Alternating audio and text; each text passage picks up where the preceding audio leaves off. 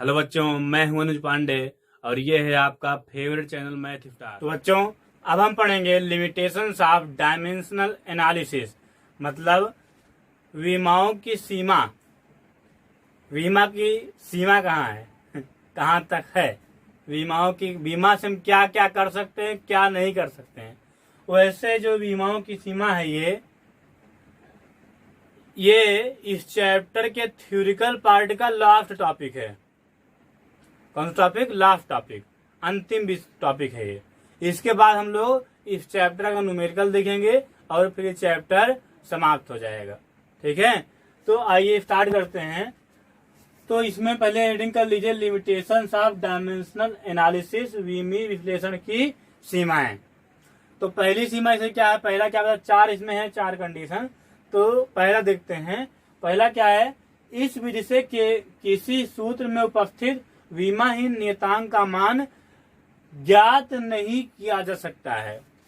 हम आपको बताए थे, जब भी आप कोई क्वेश्चन इसमें ले रहे थे थर्ड डायमेंशन के थर्ड यूज पर, अगर आप पिछला लेक्चर या इसी वीडियो में पिछला क्वेश्चन देखे हो, तो थर्ड यूज का जो भी क्वेश्चन हम ले रहे थे उसमें जब भी हम प्रोपोर्शनल हटाते थे क्या लगाते थे, कांस्टेंट, इक्वल और कांस्टेंट। तो और फिर जब बीमा लिखने लगते थे डायमेंशन, तो कांस्टेंट को छोड़ देते थे, कह रहे थे कांस्टेंट की डायमेंशन नहीं होती है। और फिर जब सब कुछ हो जाता था तो अंत में कांस्टेंट का मान रखते थे और कहते थे कि इस कांस्टेंट का मान इस समीकरण के लिए आप याद कर लीजिए। इसका मतलब याद करना मतलब क्या था, अगर कोई विधि होती बीमा विधि से तो हम बताते कि इस विधि से कांस्टेंट का मान निकल आएगा, लेकिन मेथड नहीं था, विधि नहीं थी, इसीलिए तो आपसे कहे इसको याद कर लीजिए, इसको विमी विधि से इसका मान निकाल नहीं सकते हैं। तो वही बात कह रहा है कि विमी विधि से कांस्टेंट का मान मतलब विमाहीन नियतांक का मान ज्ञात नहीं किया जा सकता है। ठीक, चलिए सेकंड क्या बोल रहा है ये, सेकंड ये बोल रहा है इस विधि से केवल भौतिक राशियों की घातों के गुणनफल पर आधारित सूत्र प्राप्त किए जा सकते हैं, जोड़ने तथा घटाने संबंधी पदों वाले सूत्र स्थापित नहीं किए जा सकते हैं। इसका मतलब क्या हुआ सुनिए, हम आपको जितने भी क्वेश्चन करा रहे थे, मान लीजिए हमको निकालना है किसी डोरी में उपस्थित तरंग की वेग, तो मान लीजिए वेग v का व्यंजक निकालना है, तो v लिखेंगे, लगा दे प्रोपोर्शनल, फिर ये जिस पर डिपेंड करता था उसको मान लीजिए उसको लिखते थे। तो हम मान लेते हैं ये डोरी के तनाव F पर डिपेंड करता है, ठीक, और डोरी की लंबाई पर डिपेंड करता है, किसके? द्रव्यमान पर किस पर? डोरी के तनाव और किस पर? द्रव्यमान पर। दो चीज पर विशेष कर डिपेंड करता है। तो ये दोनों देखिए किस रूप में है, गुणा के रूप में। किस रूप में है? गुणा के रूप में। समझ में आ रहा है कुछ? अगर ये प्लस माइनस के रूप में होती तो इनका संबंध, इसका फार्मूला, v का जो फार्मूला था डोरी में उत्पन्न तरंग का वेग, उसको हम प्राप्त नहीं कर सकते थे विमी विधि से। ठीक, मतलब उन्हीं राशियों का संबंध प्राप्त कर सकते हैं जो कि राशियों की घातों के गुणनफल पर आए थे, मतलब उनके बीच में मल्टीप्लाई या डिवाइड का सिंबल हो। वैसे इसमें डिवाइड नहीं कह रहा है, लेकिन मान लीजिए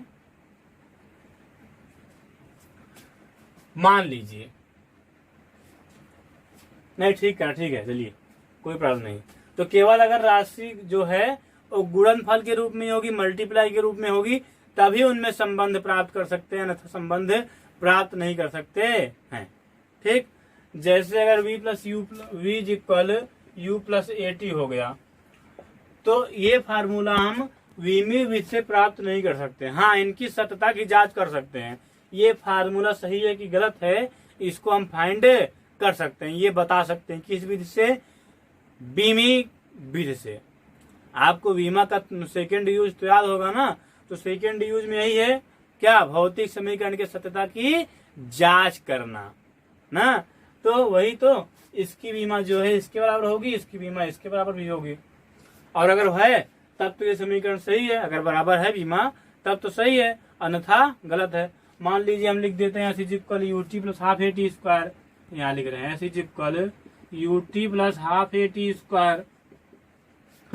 तब जो है अगर इसको जांच करना है कि सही है कि गलत है ये समीकरण, तो इसकी बीमा इसके बराबर और इसकी बीमा इसके बराबर भी होगी।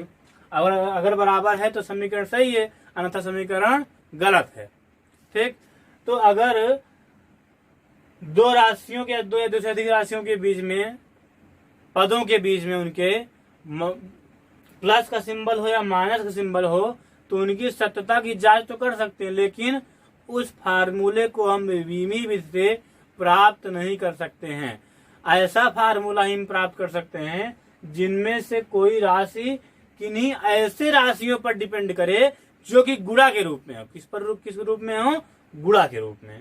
ठीक, चलिए अब आगे देखते हैं। तीसरा जो है वो कह रहा है यदि कोई भौतिक राशि 3 से अधिक राशियों पर निर्भर करती है तो उनके बीच इस रीति से, रीत बने होता है विधि, संबंध स्थापित नहीं किया जा सकता है। क्यों? कह रहा है एम एल व टी की घातों को सम करने पर केवल 3 समीकरण ही बनते हैं और उनसे 3 घातों के मान ही ज्ञात किए जा सकते हैं। दोनों तरह आप देखिए, जो भी क्वेश्चन हम करा रहे थे अधिकतर उसमें अगर आ रहे थे अधिकतम तो या एम एल आते थे या एम एल टी तीनों आ रहा था या एल टी आता था। अधिकतर में एम एल टी तीनों आता था। तो एम एल टी है तो इसका मतलब मान लीजिए, हम मान लेते हैं इधर है m के पावर 0, l के पावर 0, t के पावर -2a, उधर है m के power a plus b, l के power c plus a, t के पावर -2c। तो इसमें किसका किसका मान ज्ञात करना है हमें? a, b और c। तो यहाँ पे देखिए 3 समीकरण बनेंगे, a plus B is equal 0, c plus a is equal 0, -2c is equal यहाँ पे t के पावर -2, तो -2c इज इक्वल -2। तो यहाँ 3 समीकरण बनेंगे, तो 3 समीकरण से 3 मान हम ज्ञात कर सकते हैं। ठीक है, जितने समीकरण उतने मान हम ज्ञात कर सकते हैं। तो यहाँ ए बी सी का मान निकल आएगा। लेकिन अगर ध्यान दीजिए रहे एमएलटी केवल 3 ही रहे और यहाँ पे एक और आ जाए -2c प्लस डी, भैया आ जाए कौन? डी। अब कितना हो गया? 4। अब 4 है तो देखिए समीकरण कितने बनेंगे? 3 ही बनेंगे। देखिए a plus B is equal 0, C plus A is equal 0, -2c plus D is equal -2। समीकरण कितने बने? 3। लेकिन मान कितना निकालना रहेगा आपको? a b c d, 4 मान। तो भैया 3 समीकरण से 4 मान नहीं निकल सकते हैं। वही बात ये कह रहा है कि अगर कोई भौतिक राशि 3 से अधिक राशियों पर डिपेंड करेगा भैया तो क्या होगा? उनमें संबंध स्थापित नहीं किया जा सकता है। ठीक, चलिए अब आगे देखते हैं। आगे बता भी दिया क्योंकि एमएलटी की घातों को सम करने पर केवल 3 समीकरण ही बनते हैं और उनसे 3 घातों के मान ही ज्ञात किए जा सकते हैं। मतलब 3 घात बताया अभी आपको कि अगर एबीसी हो या ए बी हो 2 घात हो तब भी ज्ञात कर सकते हैं, और लेकिन 4 घात हो गई तो अब है एमएलटी केवल और घात है 4, तो उसका मान ज्ञात कहाँ कर पाएंगे। अब चलते हैं नेफ्ट वाले पे। नेफ्ट क्या है? चौथा नंबर। इस विधि से त्रिकोणमितीय फलन कह सकते हैं, चरघातांकी तथा लघुगणकीय आदि पद वाले समीकरणों का विश्लेषण नहीं किया जा सकता है। अगर आपसे कोई पूछे भैया त्रिकोणमितीय फलन का डायमेंशन, होती नहीं। साइन थीटा डायमेंशन, होती नहीं। कॉस का डायमेंशन, होती नहीं। टैन थीटा डायमेंशन, होती नहीं। टैन एक्स डायमेंशन, होती नहीं। ठीक, मतलब त्रिकोणमितीय फलन का डायमेंशन ना नहीं होता है। ठीक, चरघातांकी मतलब अगर e की पावर हो, e की पावर मान लीजिए x हो, e की पावर y हो, इनका डायमेंशन कोई पूछ ले, होती नहीं। ठीक। तो चरघातांकी का डायमेंशन नहीं होता है, त्रिकोणमिति फलन का नहीं होता, और किसका नहीं होता है? लघुगणकीय, लाग, जिसमें लाग लग गया हो। तो मान लीजिए है log x, log y, log tan theta, ठीक है। तो इन सब का डायमेंशन नहीं होता है, ठीक।